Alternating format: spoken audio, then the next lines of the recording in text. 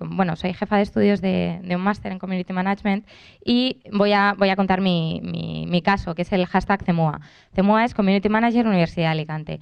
Nosotros empezamos a usarlo simplemente para identificar los contenidos que íbamos lanzando desde el curso, pero tuvo muchísimo éxito y se ha convertido en un canal donde diariamente ves de 20 a 30 tweets de contenido relativo a las redes sociales y al community management diferentes de un montón de público diferente, de gente a la que yo no sigo, que no siguen a la cuenta del curso, sino que simplemente ya la gente lo ha asociado como con un canal de información sobre redes sociales. Si conseguís eso, tenéis una comunidad brutal para lanzar vuestros mensajes, para comunicaros, para hablar, para alcanzar a un montón de gente que de otra manera no lo conseguiríais. Esto se logra con tiempo, con esfuerzo, con constancia.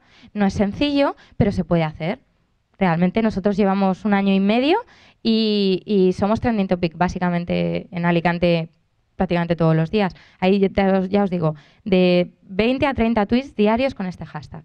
Eso no es fácil de conseguir. O sea, hay hashtags como, por ejemplo, curiosidades o yo confieso, que son muy cachondos y que sí que los tienen, pero claro, son a nivel mundial. Pero tan temáticos tan específicos no es algo... Y si conseguís eso, tenéis muchísimo... tenéis un alcance muy fuerte para conseguir lanzar mensajes.